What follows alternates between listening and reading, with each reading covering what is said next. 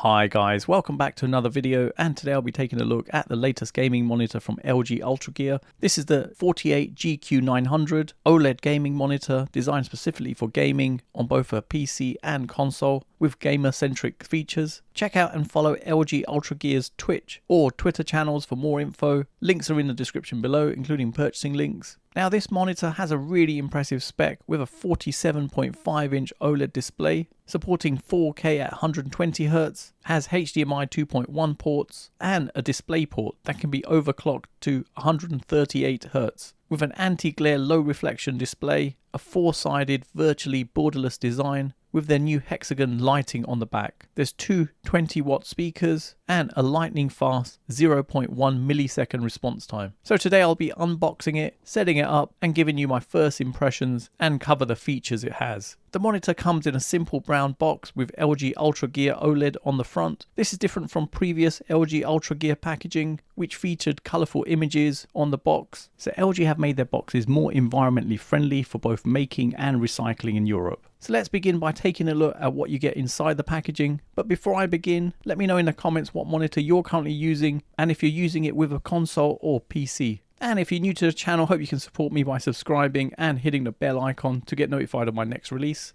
Inside the packaging you get the monitor feet, which is made of metal with rubber underneath, and a monitor mount together with a box containing the accessories. In there you get a remote control, a USB-B to USB-A cable, a cable management cover, a cover for the monitor mount, a DisplayPort 1.4 cable, HDMI 2.1 cable, screws for attaching the monitor mount and feet, and some documentation. And finally the monitor. Size-wise you can get away with lifting this out of the box yourself. Let's place it on a flat surface with the cover still on. To attach the stand, which is really simple, first clip the mount to the back and secure it in place using the 4 screws, and then screw the feet using the remaining screws, and it's as simple as that.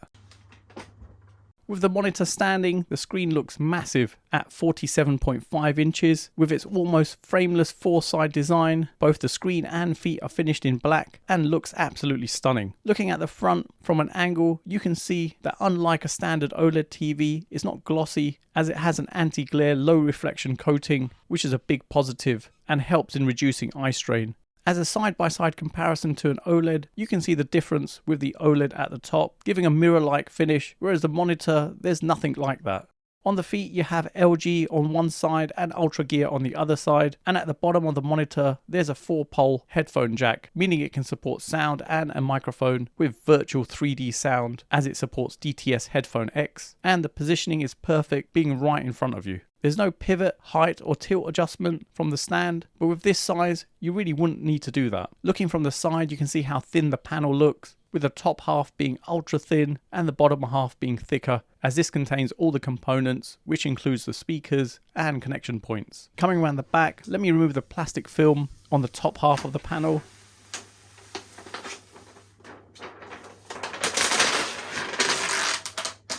The top of the panel is black with subtle grey lines, and the bottom has a hexagon pattern going all the way along. The UltraGear logo is in the middle with a purple mirror-like finish, and you've got the VESA mount points, which is 300 by 200. On either side there's the hexagon lighting elements that are controlled in the OSD. The two 20-watt speakers are located at the bottom on either side. On the left you have the non-removable power plug, not a typical plug where you can plug in and out easily without removing it, but you can actually unscrew the panel and unclip the cable by hand if you wanted to feed the power cable through a wall or your desk if you were to wall mount it instead of using the feet provided.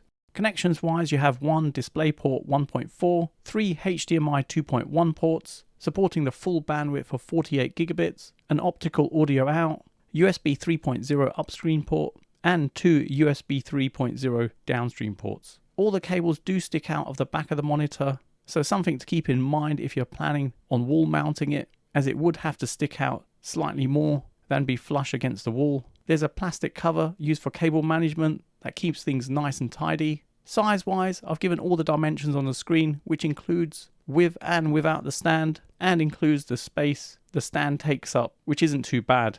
It weighs 16.8 kilograms with a stand and 15.5 kilograms without the stand. And to give you an idea about how much space it takes up, my desk is 120 centimeters wide by 60 centimeters deep, but I've still got enough space to allow me to put my console next to it. The monitor is aimed at the gaming market with an insane 0.1 millisecond response time, but I'll cover more on this during my full review next week. But to briefly mention, it has 3 HDMI 2.1 ports, which is perfect for the Xbox Series X and the PlayStation 5, supporting the full bandwidth of 48 gigabits. The picture quality on here is absolutely stunning, with the picture looking so sharp and clear. As it has the anti-glare low reflection technology, it helps to reduce the screen reflections from ambient lighting, especially in very bright rooms. Even when I have the monitor next to a window, it's still very usable, and in contrast, a standard OLED TV wouldn't be so great in a bright room, especially when there's light coming directly onto the screen, as it literally reflects like a mirror. There is some reflection on the screen, but it's not as bad as what you'd experience on an OLED TV. The colors and picture quality are very good and really sharp, with it being much more usable in a bright environment. The ultra-thin OLED panel gives true inky blacks and darker greys, with no halo effect or light bleed. It has a color gamut of DCI P3 at 99% with a 1.5 million to 1 contrast ratio and supports HDR10. But on the negative side, the anti-glare low reflection technology can reduce the color representation slightly on the display, but looking at the monitor, the colors look really vibrant and punchy. Plus with the flicker-free panel, the monitor reduces eye strain.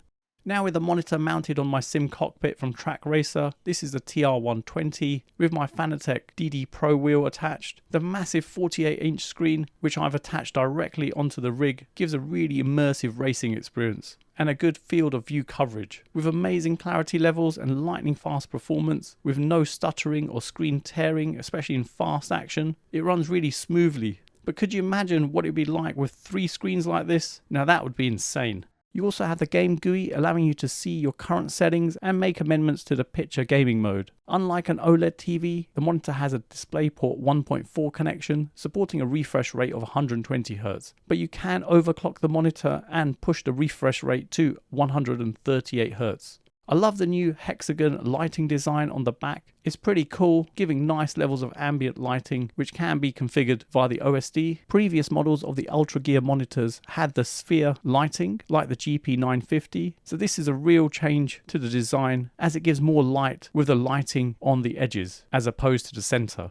For those of you wondering what the key difference is between this and an OLED TV, first is the panel on the monitor, as it has an anti-glare low reflection, whereas an OLED TV, you get a lot of glare. You get a DisplayPort on the monitor that can be overclocked to 138 Hz. But you don't get that on the OLED TVs. There's no eARC or Dolby Atmos support like on an OLED TV, but you do get an optical output and a 4-pole headphone jack that supports both sound and microphone, together with the DTS Headphone X, giving an immersive 3D audio experience via your headphones. The monitor comes with a remote, and for the size of the screen it's essential to have, as it's more convenient than having buttons behind the screen. With a chunky design and rubber pads at the back to stop it from slipping on a surface, and unlike a conventional remote, you wouldn't really be holding it to use it, as you just leave it on your desk, giving you a convenient way to make general adjustments. Below the buttons you have a dial, and this allows you to adjust the volume and navigate around the OSD. So my first impressions of the 48GQ900 4K OLED gaming monitor from LG UltraGear, which is part of their new lineup of gaming monitors, is that it's an awesome gaming monitor that comes with gamer-centric features aimed specifically at both the console and the PC market. I'm really impressed with the color representation and contrast levels with stunning sharp picture quality. I'll do my full review next week, showing some gaming on both my desk and sim cockpit, plus test it as a productivity monitor and show how good it is as an all-round entertainment system for streaming TV shows and movies. So if you've got any questions about this monitor, please drop a comment below and I'll try to answer those in the next video. Details of the monitor are in the description below, including purchasing links. For those of you who got to the end of this video, please leave a comment with UltraGear, as it's nice to see who got to the end of my video, and hopefully you guys enjoyed it. You can follow me on Instagram, TikTok, Facebook and Twitter. Don't forget to hit the like button, subscribe to the channel and turn on notifications to be notified of my next release. Thanks for viewing and see you in the next one.